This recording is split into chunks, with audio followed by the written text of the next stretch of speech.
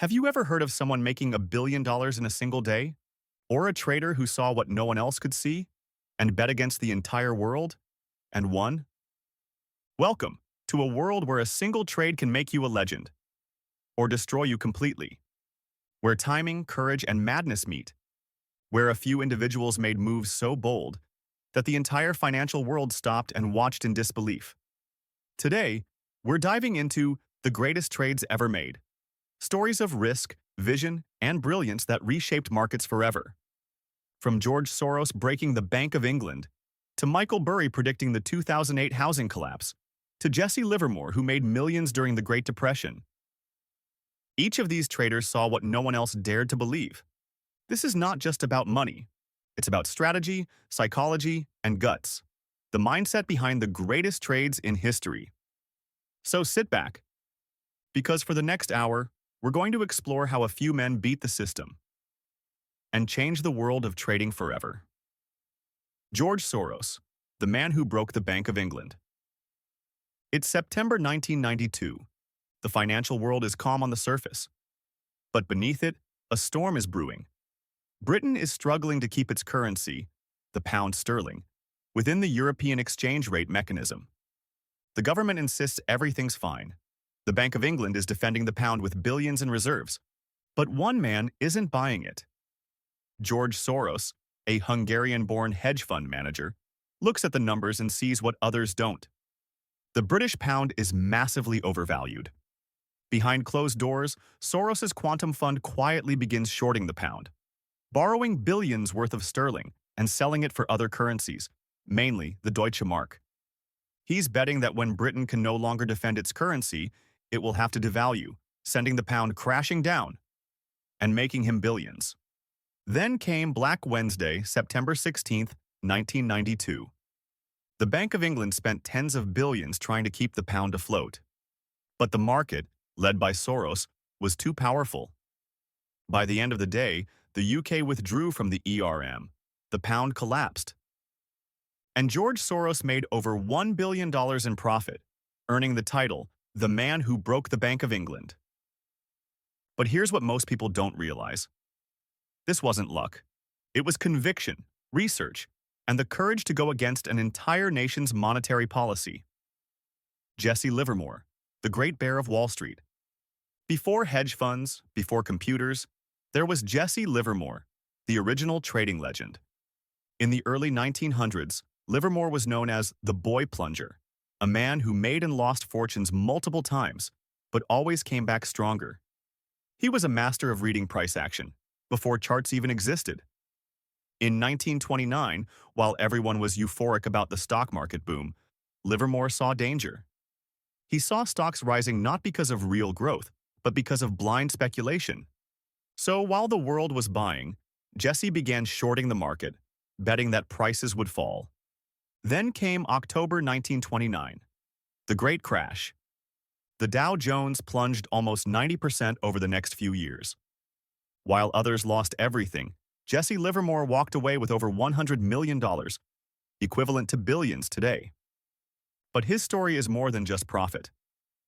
Livermore understood something that even modern traders forget, that markets move in cycles of greed and fear, and the crowd is almost always wrong.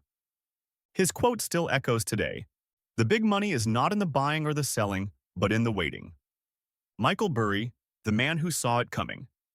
Fast forward to the early 2000s. America is in a housing boom. Banks are giving out mortgages to anyone. No income verification, no background checks, nothing. The economy looks unstoppable. But one man starts digging deeper. Dr. Michael Burry, a quiet, socially awkward hedge fund manager with a glass eye and an obsession for numbers, starts reading mortgage bond data line by line. What he discovers shocks him. The U.S. housing market is a ticking time bomb. Burry realizes that most of these mortgage-backed securities are filled with subprime loans, destined to fail. So he decides to do something no one has ever done before: bet against the housing market. He goes to major banks like Goldman Sachs and Deutsche Bank, asking to buy credit default swaps, essentially insurance policies that would pay out if the housing market collapsed. For years, everyone thought he was insane. His investors were furious. They wanted out. But then, in 2008, it happened. The housing bubble burst. Banks failed. Markets crashed. Michael Burry's bet paid off. He made hundreds of millions for himself and over $1 billion for his investors. He didn't just predict the crisis. He decoded the entire system before it collapsed. Paul Tudor Jones. The 1987 Black Monday prediction. In 1987, most traders were blind to the danger ahead. The market was euphoric. Computers were just starting to be used in trading, creating what we now call program trading. And leverage was everywhere. But Paul Tudor Jones, a young trader running his own fund, started noticing something strange. His technical charts looked eerily similar to those before the 1929 crash.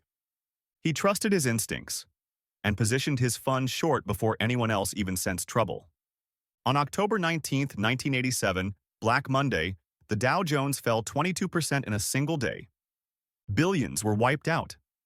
But Jones's fund made over 60% in a single month, while most funds collapsed. His discipline, preparation, and timing made him one of the most respected traders in history. When asked how he did it, he simply said, "Losers, average losers." Stanley Druckenmiller, the silent genius. Everyone remembers George Soros for breaking the Bank of England. These traders weren't magicians, but few know that the real mastermind behind the trade was Stanley Druckenmiller, Soros's lead strategist at the Quantum Fund. It was Druckenmiller who first proposed shorting the pound. Soros simply gave him the confidence and capital to make it massive. After the Black Wednesday victory, Druckenmiller continued to grow the fund to billions, mastering macro trading, reading global economics like a chessboard. He believed that successful trading wasn't about being right often, but being massively right when it mattered most. And for decades, he proved it, compounding returns and never having a losing year as a fund manager. They were visionaries who saw patterns, imbalances, and human behavior clearer than anyone else. They bet on conviction when others hesitated. They took risks when others sought comfort, and they turned fear into fortune. But the real lesson? It's not about making billions. It's about seeing the world differently.